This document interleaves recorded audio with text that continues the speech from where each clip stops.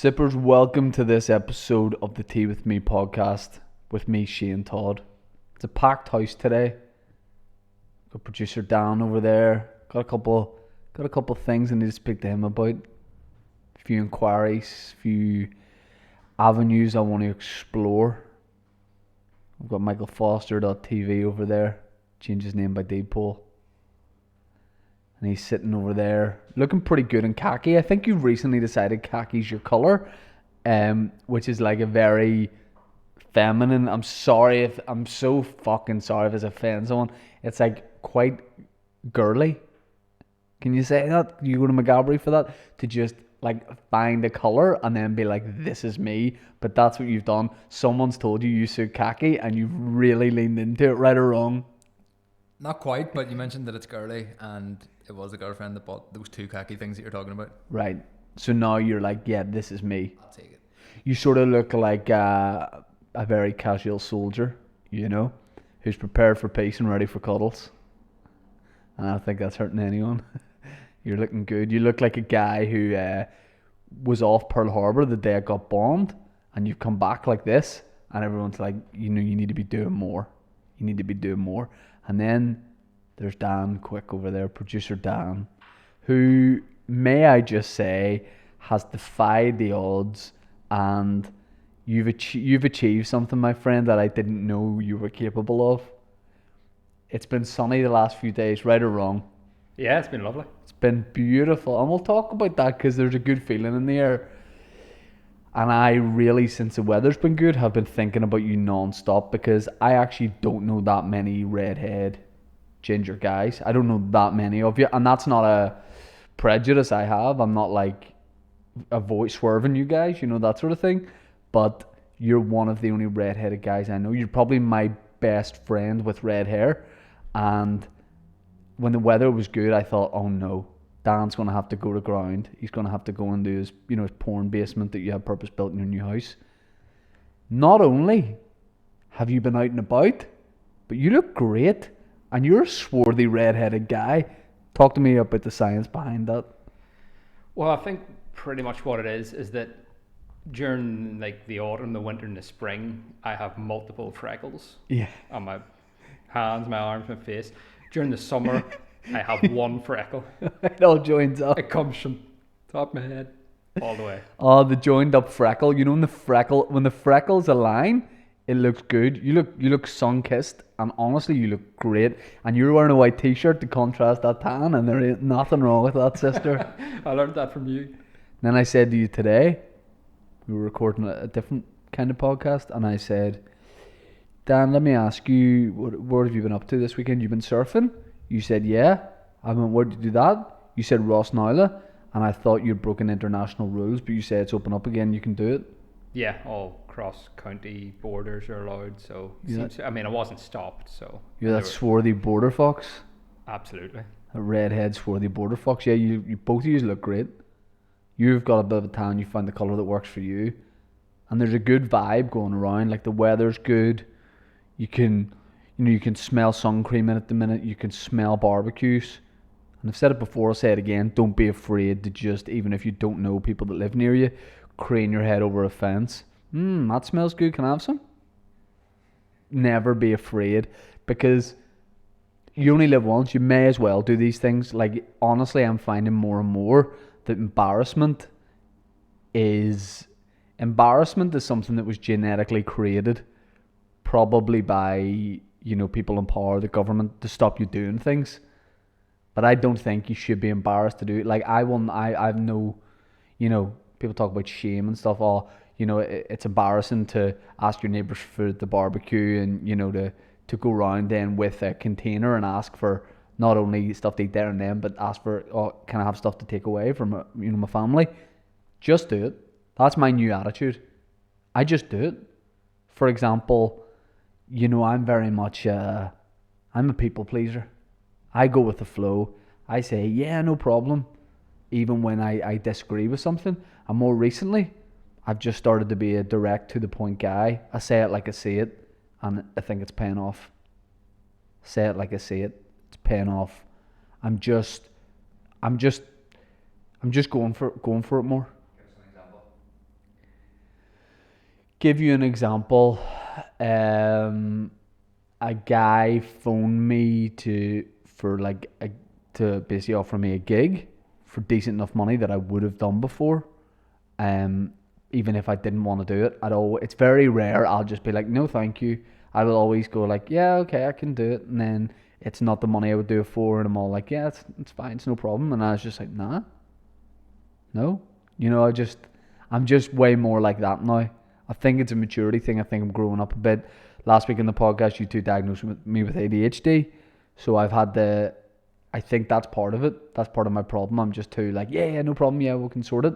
Sometimes I need to take a step back, think about a thing, and then say yes or no. Say yes or no. So I think what I'm saying is, let's not be embarrassed. The weather's good. I want to see people out there wearing whatever they want. If you're a bigger gentleman, lady, whatever you consider yourself, he, thee, they, them, whatever it is, I want to see you out there wearing whatever you. If you look at the day outside and you go, I want to wear a pair of cowboy boots and a boner, and that's it, do it.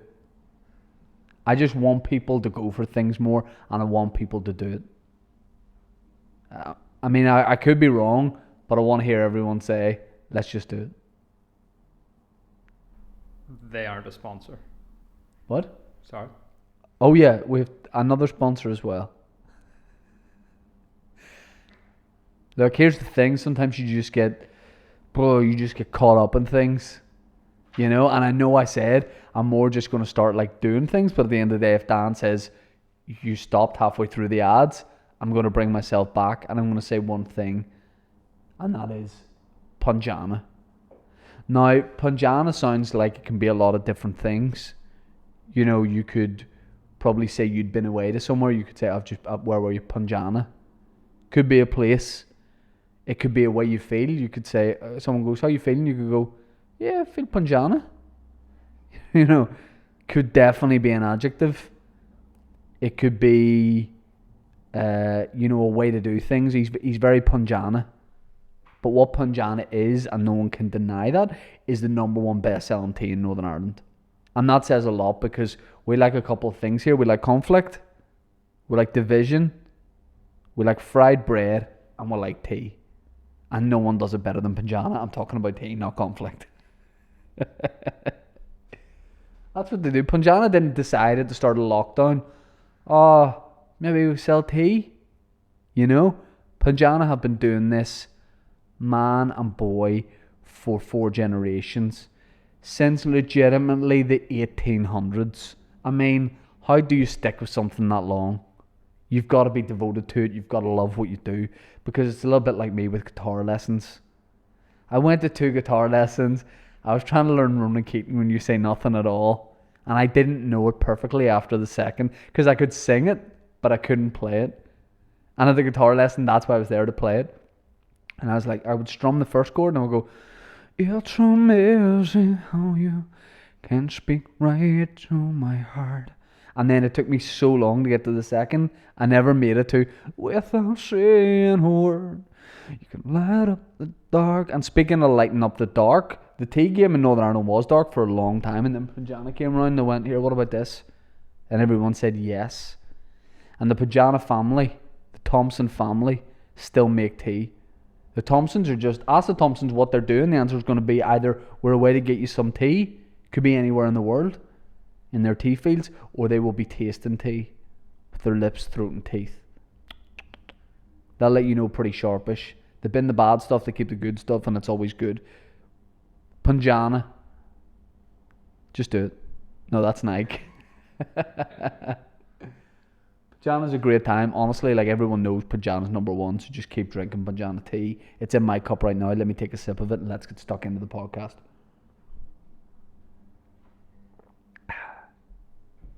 And Manscaped. I did Manscaped? Okay, can we do it again for this episode? Oh, yeah. Can this be edited?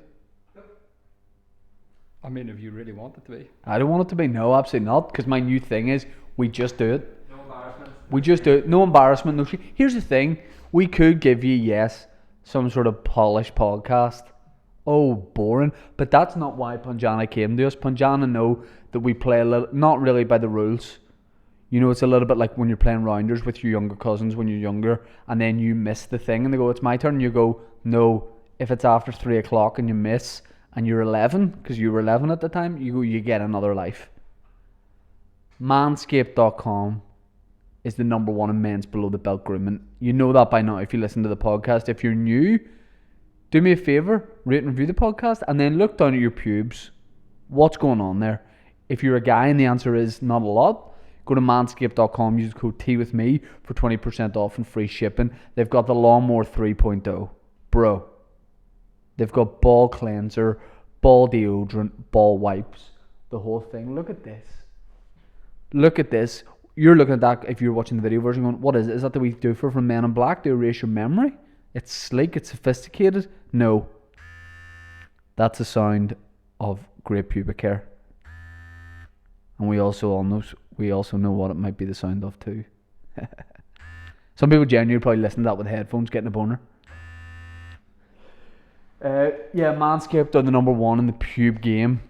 Go check them out. Use the code teawithme for 20% off and free shipping. The last thing I got to plug before we really do get stuck into this is the Patreon. Patreon.com/teawithmepodcast. The community grows and grows. Bit like the tea fields that the Thompson family use. It grows and grows. And what you want to do when someone grows and grows is take a Manscaped Lawnmower 3.0 to it. But the Patreon gets bigger. Tea With Me podcast over on Patreon, and we do a bonus episode on a Monday, and on Friday we do a live stream episode with some of your favourite comedians. Last week, so yeah, go check that out. But last week I was betrayed. Last week I was looking forward to the Friday episode, and Dan and Mike said, "Oh mate, here's the thing, the studio's getting sprayed for termites." And I said, "I'm pretty sure that just happens in America in movies." And they went, "No mate, termites." And there was 4 termites in the studio on Friday. Those two, Kieran Bartlett and William Thompson. My podcast was hijacked. You did it without me. I watched a wee bit of it. It was a little bit like being a divorced dad in the back garden of his old family house, looking at the new stepdad. And what's weird is 2 stepdads, Kieran Bartlett and William Thompson. So it's 2 stepdads, one of them's disabled, and you're just watching going, I wish it was me. Was it good? Did you have a good time? Yeah, it was great. Fuck you. Mike, do you have a good time? Yeah. Fuck you, you cocky bastard. Dan, you look like a lobster. Mike, you look fat in that colour. Just do it. I'm wearing a pink t-shirt. I'm having a good time. And here's the thing. I would have been worried about, the sponsor messages. But like we say, we do it a different way. Dan's going across the border, back and forth, as he pleases.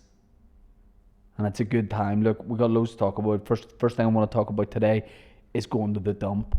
I like to go to the dump because the number one thing about going to the dump is throwing things in to the skips.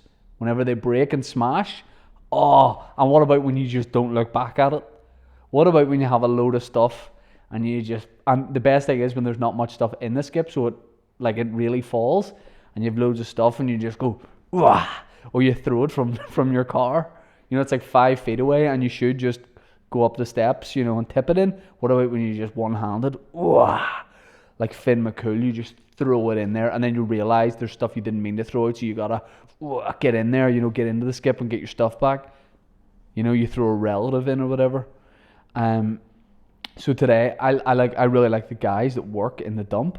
I'm moving out of my house this week, so my local dump I can talk about, right? But there's this guy, and he always acts like he's doing something he shouldn't be doing, but actually he's always doing the thing he should be doing. So let me explain.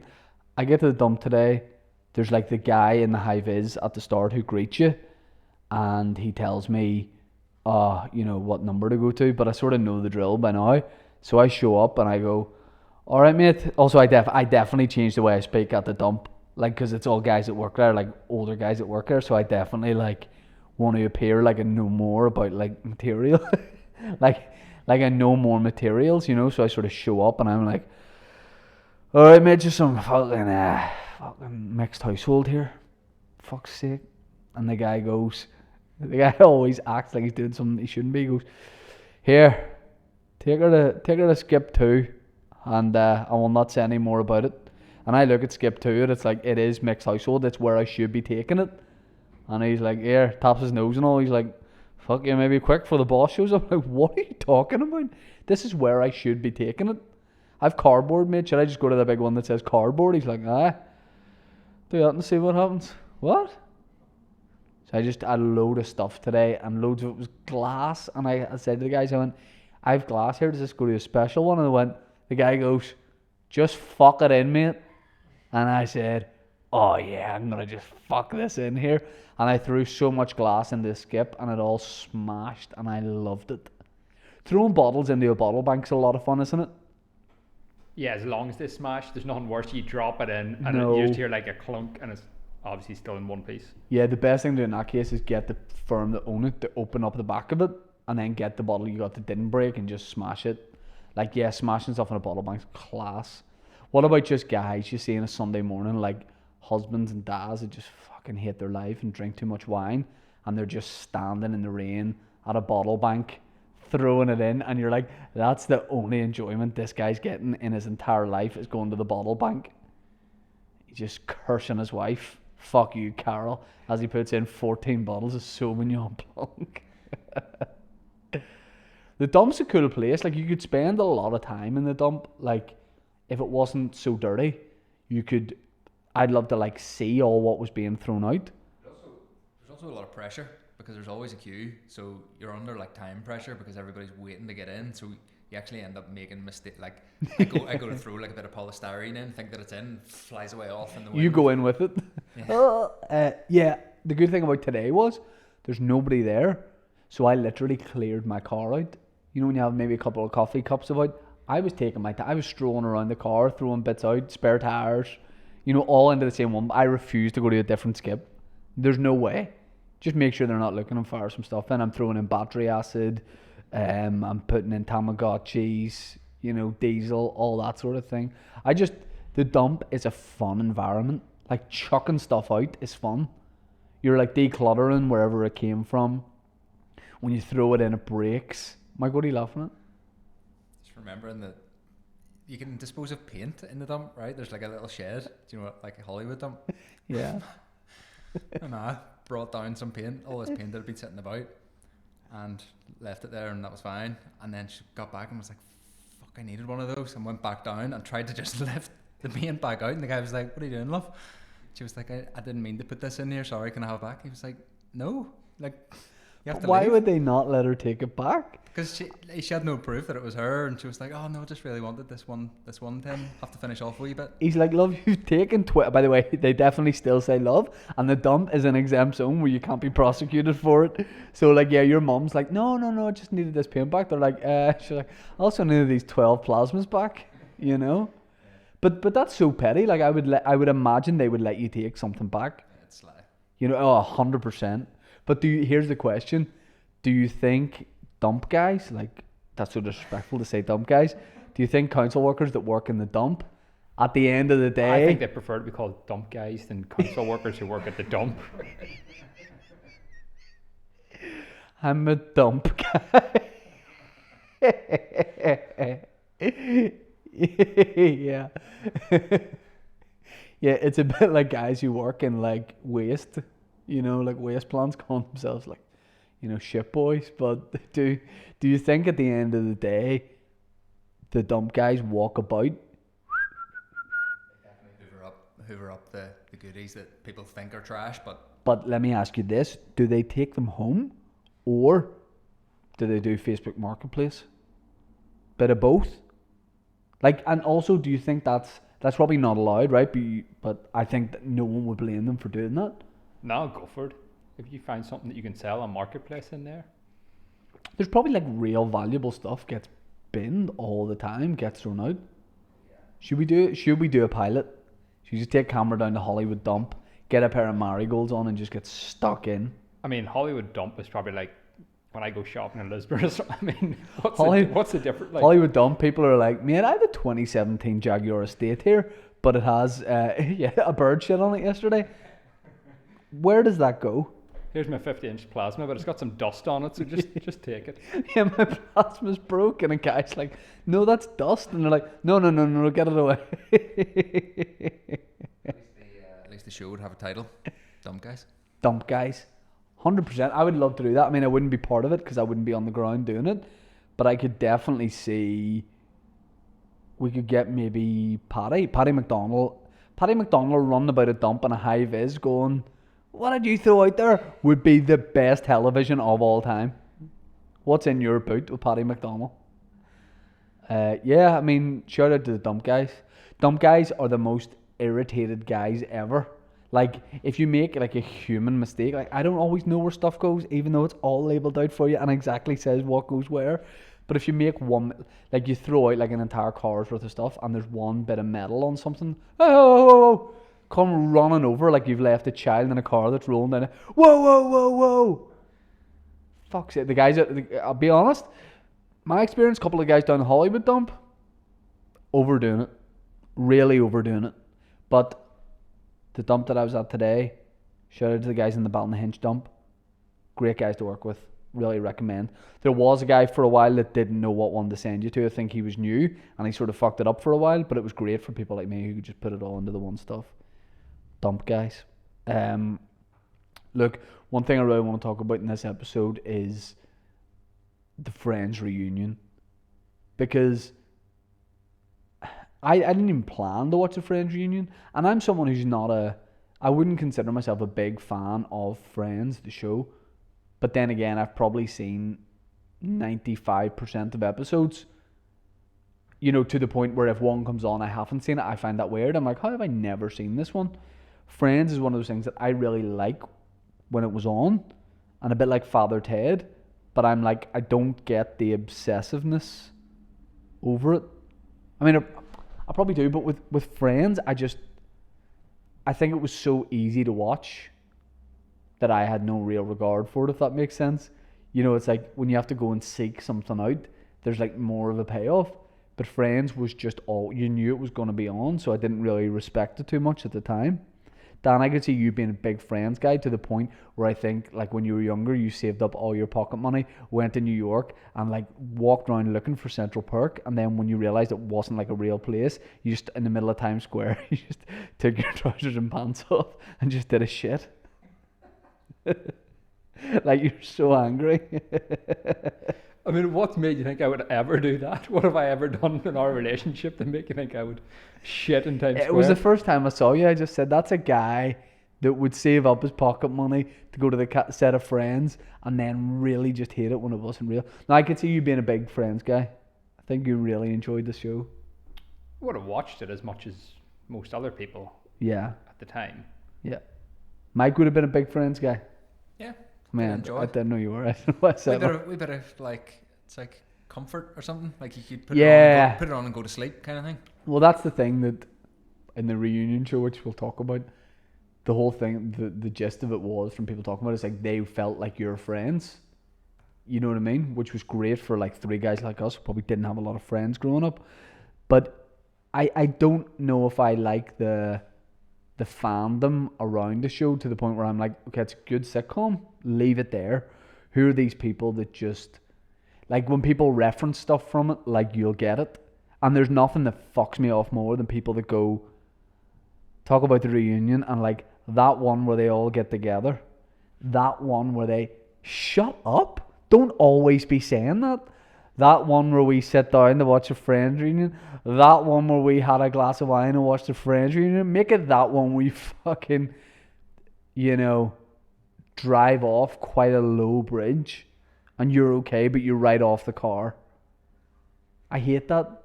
That one where, that, don't let that define your life. That one where Friends was good, but have you ever watched it without the laughter track? Oh my, you seen it? No. So like on YouTube they've got video of it where they just take the laughs out, and it's in no way funny. Like, it's not funny at all, and it's so weird. The same as done that with like Big Bang Theory. Big Bang Theory, yeah. Ones.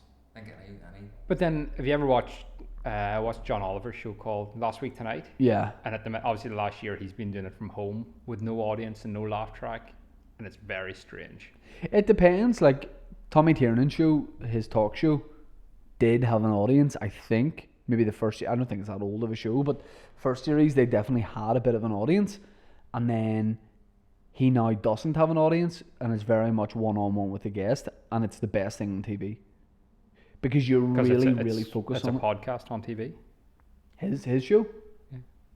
Yeah, but it's more than that. It's like it's utterly captivating, and I wouldn't even listen to an audio version of it. It's just the way the set is. It's still like a TV set, and they're still on like chairs that talk show hosts would be on, but there's just something about it that's magic. But yeah, the Friends. Do you both watch it? Haven't seen all of it. I saw about half an hour of it. Yeah, I don't think I saw the very end of it. James Corden got so much shit for hosting it. Yeah, fair enough, really. I don't know. I don't mind him at all. I don't mind him. He is like a lot, and he is like kind of extra. But I think it's one of those things where like a lot of the backlash he gets is because he is like doing so well for himself a bit. I didn't find his presence annoying. I just found the way that he was speaking was annoying. He was like talking like this, and then there was a thing that happened, and we are all here. It was like Tony Blair. Yeah. It's weird. Oh, Tony Blair would have been a much better choice to host the Friends reunion. Matt. I just realised. I don't know how Tony Blair talks. But he would have been a great host. Better than James Corden. By the way, when I started going, I just made that up, but you two acted like it's a fucking great Tony Blair. So I realised in that moment that none of us know how Tony Blair talks. Tony Blair. Hey, David Schwimmer, just checking you're all good for this Friends reunion at your agent here. Yeah, mate, that's good, 100%. I'm really looking forward to it. Just checking. Who's hosting it? Yeah, that's it. Tony Blair. What? Former Labour leader and war criminal Tony Blair. Yeah, he fancies it. He fancies it. All right. It's just, would he not be a weird choice for it? Why do you think Tony Blair would be a weird choice for it?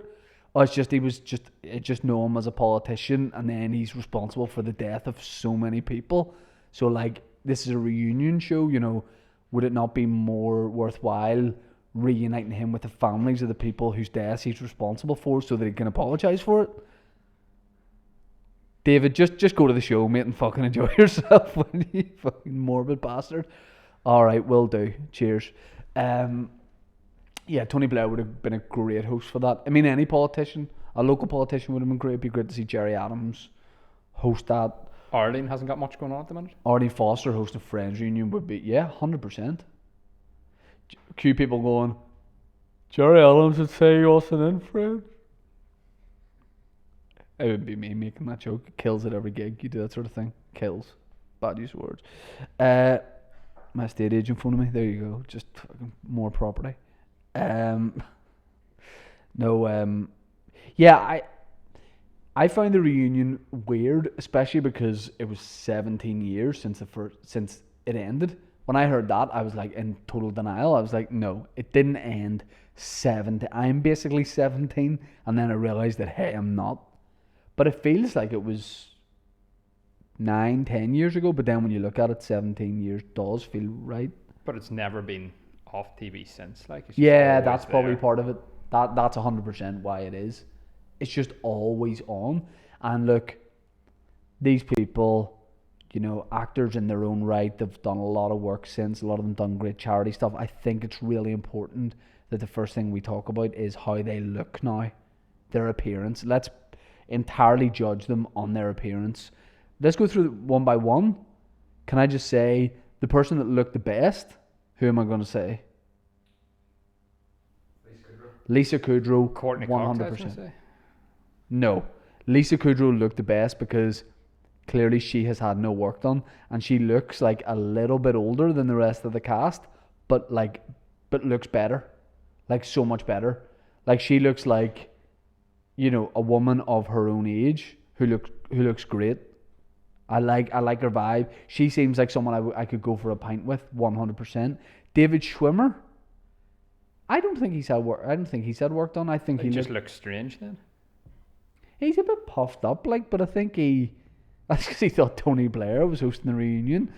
But and he's a big Lib Dem guy. But I thought David Schwimmer again looked okay. I thought he looked fine. And then Jennifer Aniston and Courtney Cox, I think, looked a bit scary. I see like plastic surgery like that, or Botox or whatever it is.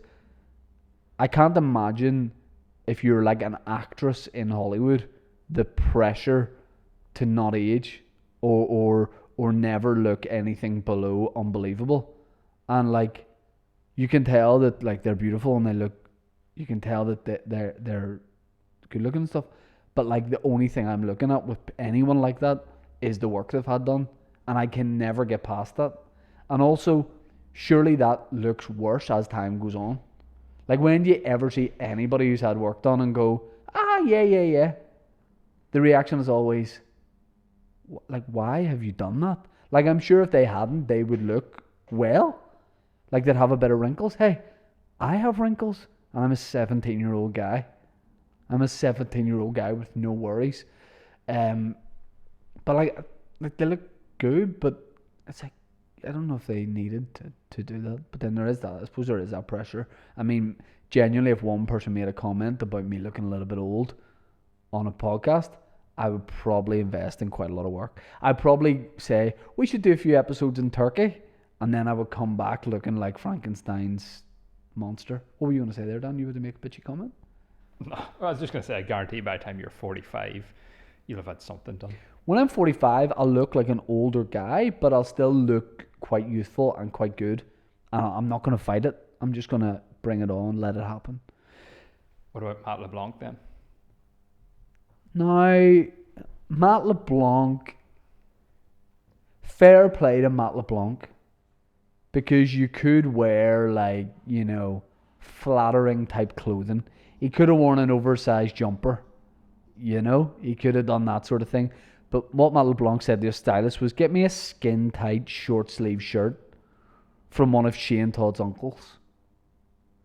It's not that, like, Matt LeBlanc actually, I think, looked good. But, like, in terms of the style, there was a moment where he went, oh, and he rubbed his hands together and he was telling a shit story. And I went, he is this guy I know from the countryside here. Like, he does that, oh, like, no Hollywood actor should tell a story. Oh, that's a thing only people here do when they're like looking forward to a big feed. When they're on their way to a carvery. Oh, I'm looking forward to getting up here for a feed of pints and a big stew. Matt LeBlanc, I think, looked good. And I think people with all those memes floating about and all that sort of thing, like, in a weird way, I don't think anyone was actually attacking him for the way he looks. I think people are more like, just style-wise and the way you're holding yourself, you look like every Irish uncle. Like, that is, like, some of those memes, genuinely I saw comments, people being like, these memes are the best thing that's happened since lockdown. Like, I needed this. I needed to see Matt LeBlanc put into different situations, like Achille and stuff like that. Like, I thought that there's nothing funny that when you think something at the time, you think you're the only person who thinks it, and then other people start to think it, and just everyone thinks it.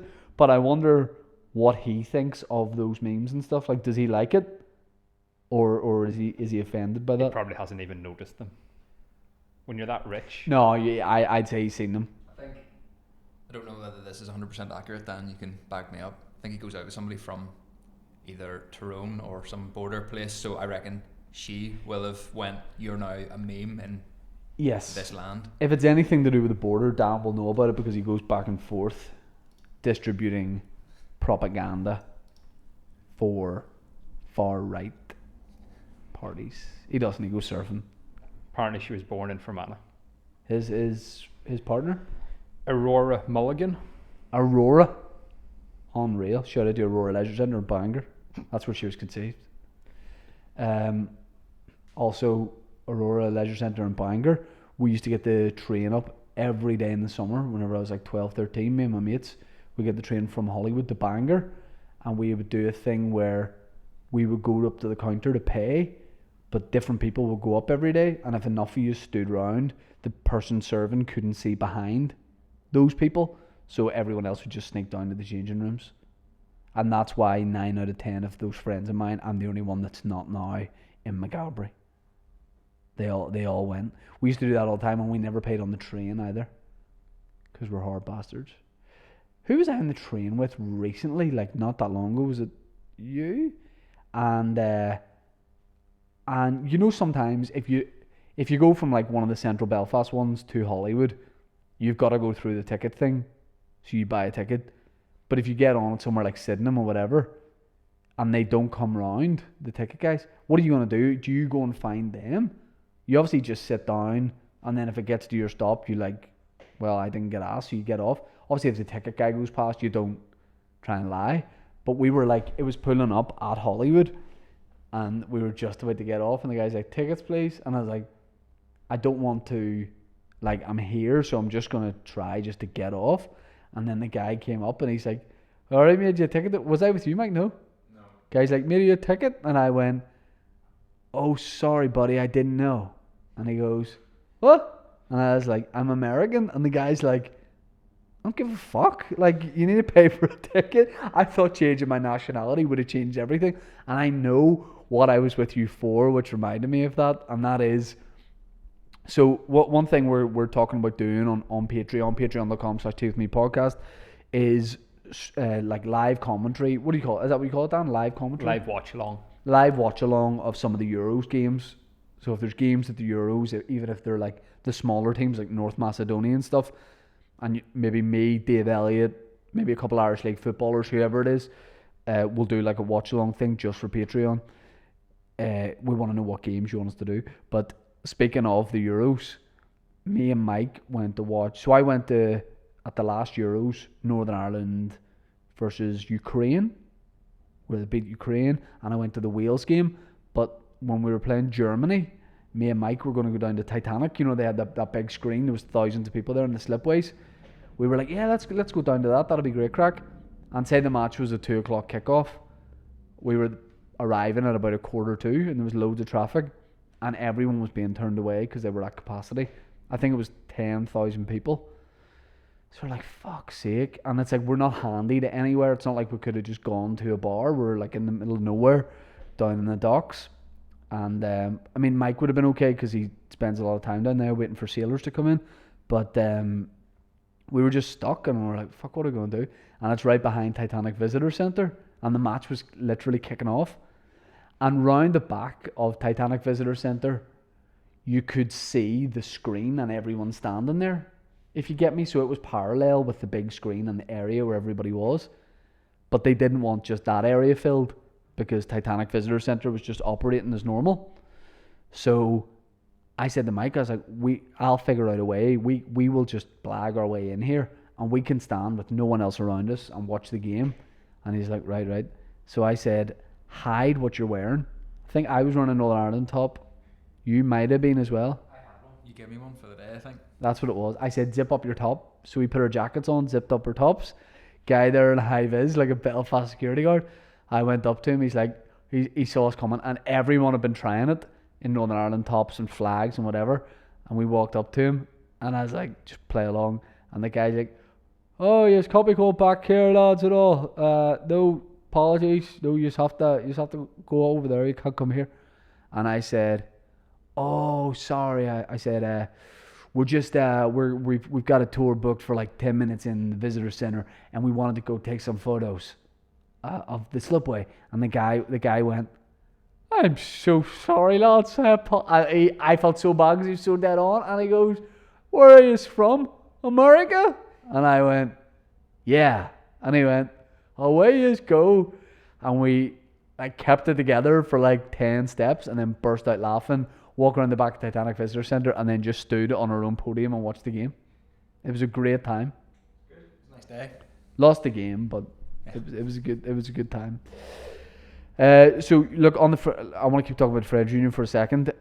I think the show itself was terrible because nothing interesting happened apart from the bit or Matthew Perry. They were like, so do you all still phone each other? Are you still in contact?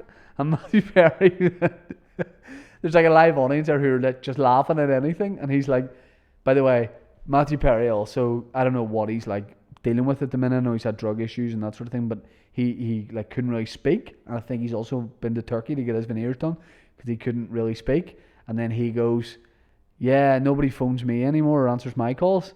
And the audience is like, ah! And all the cast are like, Matthew, fuck up and all. This is supposed to be a happy thing. And in that moment, I don't know about you, Mike, but I was like, I feel shit for the guy because that wasn't a joke. Yeah, that was a real moment. At the same time, if Matthew Perry phones me at 3 a.m. being like, all right, bro, can you bring a few tins round? The answer would be, no, I can't. But I think the show was just all like fluff. It was like filler. It was like nothing interesting. Like I almost think they shouldn't have done it in front of a live audience. I think they should have just done it with them in a room and like a host that maybe isn't even a star. Like, have you ever seen those round table reads they do for, is it Vanity Fair? Hollywood Reporter. Something like that, where literally just have a journalist who maybe like... They did have a section like that, the table read thing, which was then screened at the live audience. Yeah. But I like those bits, like the wee behind the scenes kind of parts, like when they were reading the script. But I just think if they didn't have, like they were trying to amuse the audience, yeah, maybe have a segment of that. But I think if they just had a real honest sit down and talked a little bit more about life after the show and going through it and all that sort of thing, it might have been more interesting. It was fine, like, but it was just... Do we know how much they got paid for it? Over $1 million each. Can you find that out? They got paid that much. The people were like, they're doing a reunion episode, and then that figure came out, and everyone was going, oh no, they're just literally getting paid that to sit together for an interview. Because, by the way, at the end of Friends, were they not making $1 million an episode? 3 to 4 million each for the reunion, for a chat. Yeah, for a day. It'll be a day or two's filming. Jesus. But they know how much power they have as a group to be together. Yeah, and if they're still on like residual payments from the original series, Of course they are. But I don't know what they get. But well, I think they were at least on $1 million each for the last per episode for the last series of Friends. Like, imagine being at the point where it's like it doesn't matter what the amount of money you say is, it's going to happen. Like $1 million per episode. Like, imagine those guys being struggling actors at the start before getting that role. Like, you probably got 10 grand, 5 grand for something, and you were like, this is as good as it gets. Like, this is it. Imagine you went for it but didn't get it. Like, you got down to the last two. So that's what I would have been really interested in. Who were because you know Saturday Night Live, so many famous people auditioned to get into that, and you can see their audition tapes, but they didn't get it. And I love hearing about like actors who didn't get roles, who were really close to it but didn't get it. So like, do we know of anyone that auditioned for Friends and didn't get it? It's a bit like me with Line of Duty. Like, thinking I was going to be in an episode of Line of Duty, and then it actually went to a different actor called Shane. It's that level. People are thinking, what could have been? They did say, but the guy who was going to play Joey, he did end up playing his He twin. played Joey's twin. Yeah, I like that. I love stuff like that. 15 actors you didn't know almost starred in Friends. Hit me. Tony Blair. Jon Favreau as Chandler.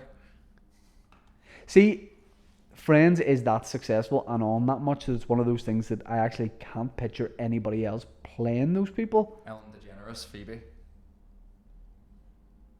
Again, it makes sense when you say it, but I can't picture it.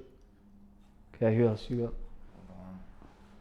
got? I think Jon Favreau would have done a good job as Chandler. I could see that. He was in it anyway, wasn't he? I don't know, but by the way, can I just say, I don't enjoy the character of Chandler in Friends. I know he's one of the most popular.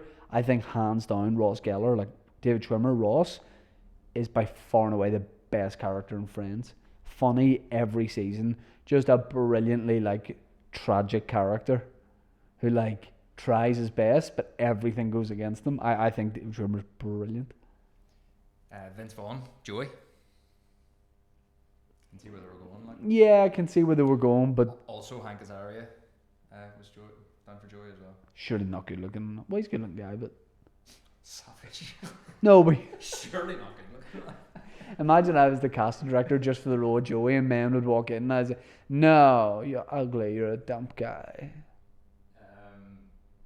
Eric McCormick could have been Ross. Who the fuck's that? Was Will out of Will and Grace. Alright, Eric McCormick sounds like a guy who took me for underage football when I was younger. Eric McCormick's taking under 11s. The guy from Will and Grace, as in. Will. Yes, but was he the gay guy or not? No, he was. Oh no, he was gay. Who's the gay guy? Oh, who am I thinking of? Sean, someone? Oh, you're thinking of the neighbour Maybe. or the friend? Yeah, I could have seen the guy from Will and Grace playing it. Leah Remini, who was out of King of Queens, could have been Monica. You know her. Oh yeah. Courtney Cox also very good at playing Monica, and I thought it was interesting they wanted her to play Rachel. Yeah. Like that's a head fuck. But yeah, I mean, interesting just to see the phenomena around the show, but it didn't make me want to watch an episode of Friends. Dan, what do we like for time? Because I've got listeners' questions here. I'm just thinking how many should I do? Yeah, we're about 45 in. All right, I've got some listeners' questions here. It's been a while since we've done these. Let's do them. These have come mainly from Instagram. First question comes from William, not William Thompson, who says, if Loyalist Paramilitaries made a musical opening with the Billy Boys, what would they call it? I mean, I don't think I would hate the idea of a Loyalist Paramilitary musical. I also think it's something Aaron Butler was born to be in. 100%. Yeah, like they show up at your door to give you a kicking, and they're like, and it's all like very, very theatrical. Of course, they would open with the Billy Boys. They would do Simply the Best, God Save the Queen. What would it be called? What's the overall story of it? What's the overall story? It would center around like one day of Drumcree. Maybe. What are you thinking? King Billy and his gay lover. Gay lovers. I mean, that's a musical. That's a musical, like definitely. So historically accurate. Well, I'm distancing myself from that, can I just say first and foremost, but Michael Foster TV seems to be endorsing it. I don't know if it's a story historically accurate. I just know that King Billy, and I would know a lot about this, happened to rest and rested on his friend's lap as depicted in some murals, and I don't think that there's anything gay about that unless it wasn't the back of his head touching the guy's lap. If he was flipped around, all of a sudden, people should be asking Billy questions, you know. But maybe it's just about Billy and his horse, King William and his horse. In their relationship? Not in that kind of way, but I don't know. I think I would maybe want to see more of a modern, like more of the 90s type guys.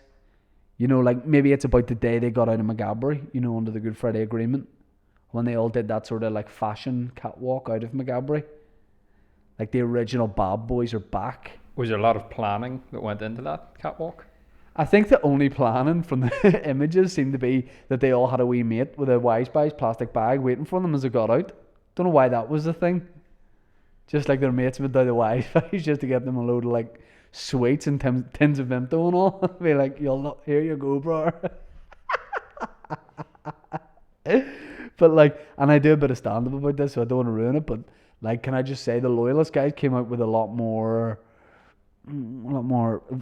joie de vivre than the Republican guys just wanted to keep the head down and get into the moving Vauxhall Nova and just get out of there. Whereas the Loyalist guys were more like, the bitch is back. You know, they ramped it up a little bit more. So maybe there's something in that. Maybe it's a day. Maybe it's like there was a big thing planned to go down in jail the day of the Good Friday Agreement, and then they all found out they were getting released. So maybe it could be about that or something. What would it be called? It would be called Magabber Free. Magabber Free. It needs work. It wouldn't be called that, but I think people would like to see it. Glenn says, and Glenn has two ends, which is unnecessary. Not necessary at all. And showing off, I think, the first Glenn to do that, the parents of the first Glenn to do that. Oh, he's called Glenn. Will you put that in his birth certificate? Yes, I will. Oh, you seem to have just written 4 letters. Yeah, my son has 2 ends. Unnecessary, but I like it. Glenn says, people still blaming certain situations on COVID regulations. What's the best you've seen? Well, we're moving house at the minute, and anything we need to get people just blame Brexit to the point where I think that gets blamed more than COVID. People are like, oh, sorry, mate, Brexit. Be like, you told me a different price a week ago. Brexit, mate. Yeah, but why are you just finding out about Brexit now? Like, what's changing? Brexit, mate. COVID is another one. Yeah, people blame stuff on COVID. A guy who lives like 3 streets away from me got something sent to him by mistake. This was come from me, and he rapped my door and went, mate, this came for you about 3 months ago, but just with COVID and stuff. I was like, what could you possibly mean? Just with COVID and stuff, I didn't know about, dropping it over to you. I'm like, mate, don't be silly. COVID has never existed. I'm only joking. Yeah, COVID regulations. I don't know why people are like, team football can come back, team sports, but don't just be having a kick about with your mates because COVID knows whether you're registered to a club or not. That's the thing. People blaming a certain... I mean, I'm sure there are people who are blaming petty, like family stuff on COVID regulations. Like Barry, you're supposed to pick the kids up last weekend. I know, fuck's sake. COVID. And there's definitely an F in there. Fucking COVID, love.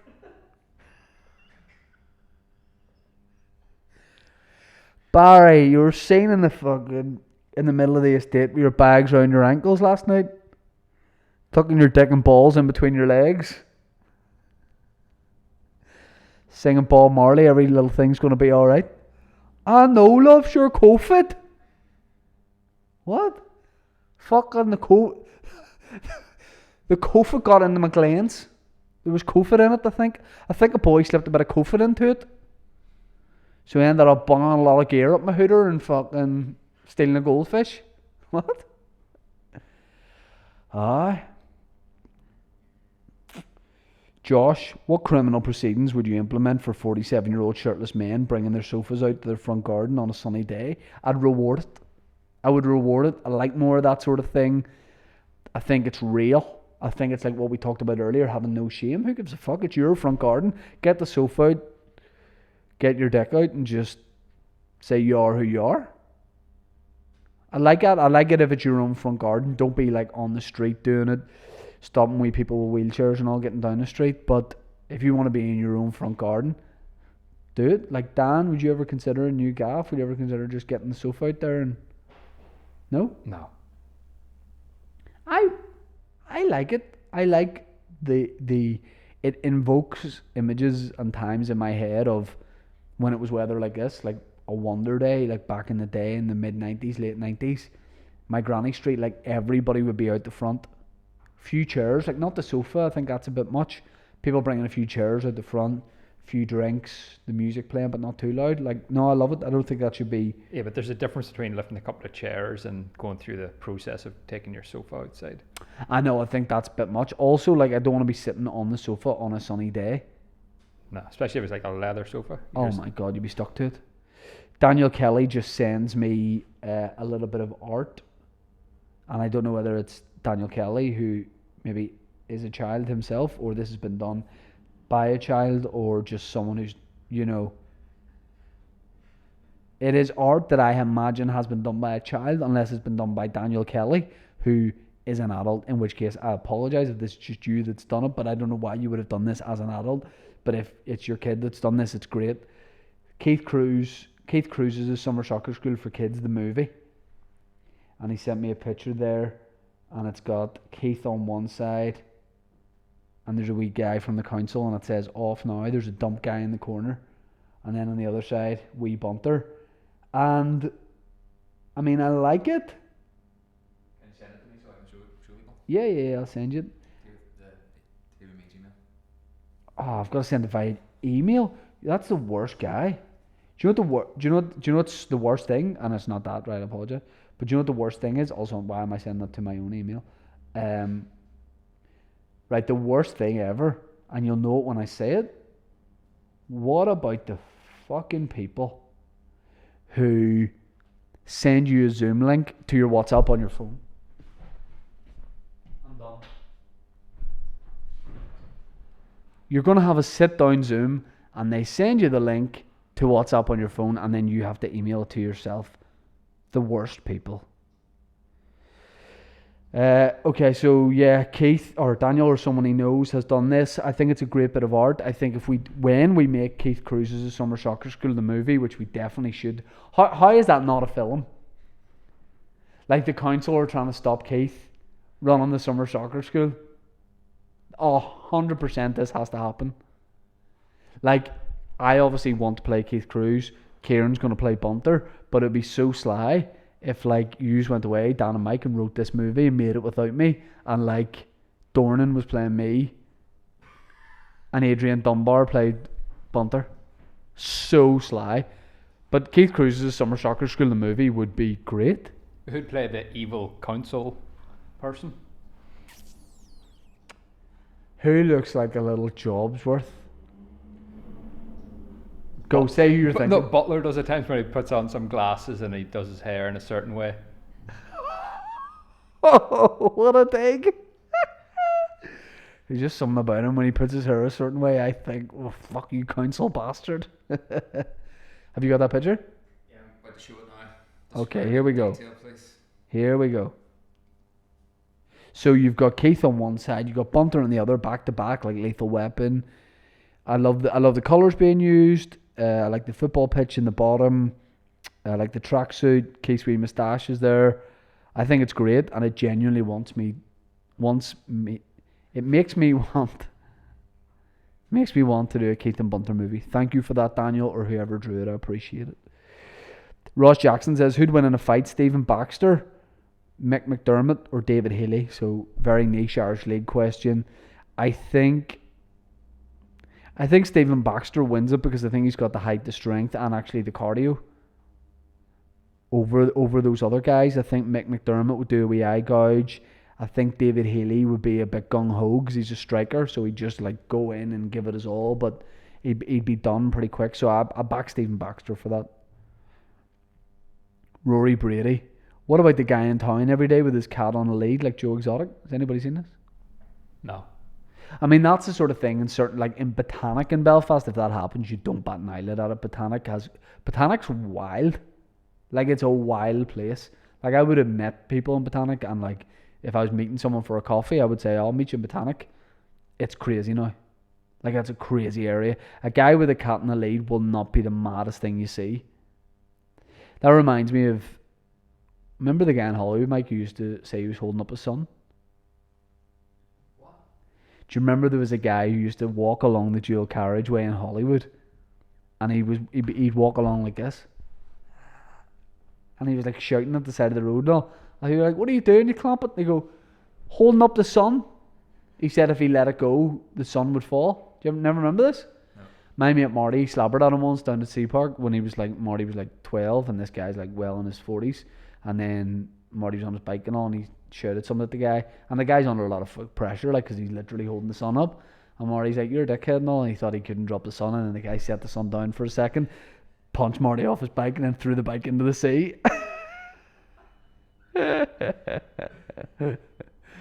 I mean, like, don't be slobbering to him. Like, the guy's under a lot of pressure holding the sun up. I've seen people more recently as well shouting at traffic. It's weird. I wonder, there must be like a thing it represents or whatever. But there's a guy just outside Hollywood who like shouts at the cars. I find that tough to watch, like very tough to watch. And I don't find it funny at all. I just feel like so bad for the person, because I'm like, what's brought you to this? What's brought you to this? I mean, the hard shoulder, but I mean, what has gone wrong in your life to make you do that? I fucking hate that. MGPT says, will pop-up outdoor restaurants go to shit after COVID?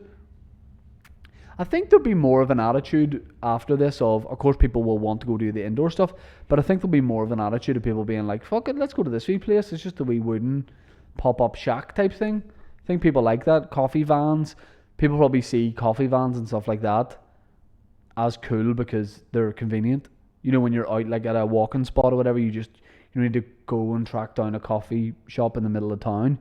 You just grab it at a place like that. I like it. I love stuff like that, and I think it's cool to support it. Jazz Hands Joy. What about Boris being a bell end? Yeah. I guess he is. I don't know. I don't know any more about it. I don't know anything really about Boris Johnson. I don't know anything about politics. But like, I don't think there's ever going to be a politician in a high level of power that everyone goes sound guy. You know. B. Morris, have you got your foreskin framed and on the wall at the new studio yet? No, I haven't. I didn't get to salvage my foreskin, which is definitely unfortunate. And I don't know where it is now. What do you think they do in the surgery when they throw it into the bin? Where does that go? Does that go to a normal dump? What do you think they do with body parts? Yeah, the dump guys have to look after it. The dump guy's walking about with a new cravat.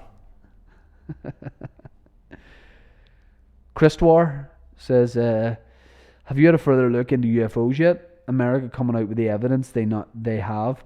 Look into this and blow your mind again. Let me know what you reckon. Are they real or nah? On next week's episode, or the next solo episode, or maybe if we have a guest, can you please make a note that we're going to talk a lot about UFOs? Because I want to look into this, but I don't have enough time to do it right now, because I need to put aside a little bit of thinking time and rest my brain. But let's do an episode on UFOs, because I've got a lot of questions. Should we get a special guest for that? Someone who knows about these kind of... Do you want to try and get a UFO expert on? I was just going to try and get someone who knows about conspiracy theories on. But here's the thing, Keezy's more into like, gritty stuff. I think UFOs are seen as like... So what, that's Mickey's? I think they're like a touristy place to go. It's that equivalent.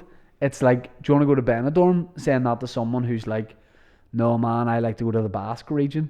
You know what I mean? It's like, no, I'm into the cultural type stuff. I think UFOs entry level. But Dan, can you please find out if there's like a Northern Ireland UFO expert? Yeah, okay. That's like saying that's what? Lawrence John. That could be a fun episode. Final question, we'll wrap it up with this. Joe says, a great question. After Samson and Goliath, what are your top 3 cranes? Fraser, Niles, on the da.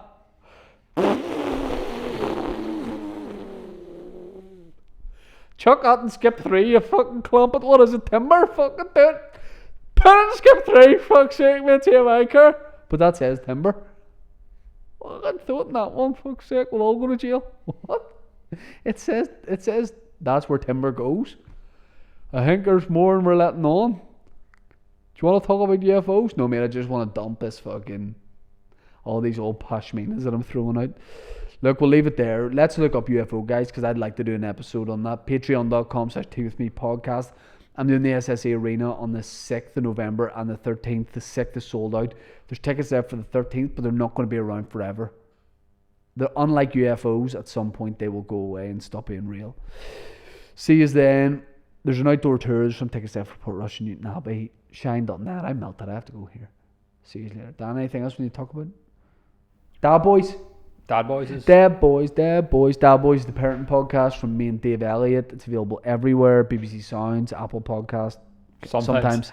Dad Boys with Dave Elliott and Shane Todd. Dave's name come first in that. Dan was responsible for that, and that is why I will be taking Dan down to the dump and throw him into cardboard. Mike, what do you want to plug, man? Just michaelfoster.tv? Always michaelfoster.tv. Book me for your shit, but not when it coincides with stuff that we're doing. Well, and what are you shooting on? Ursa Mini Pro G2. No, I meant like what sort of stuff and all, like what videos and all. Videos and all, aye. Michael does videos. Slow motion, fast motion, no motion. No motion. Stop motion. No motion, no problems. I don't know. We should have wrapped this up 5 minutes ago. Take it easy. Cheers.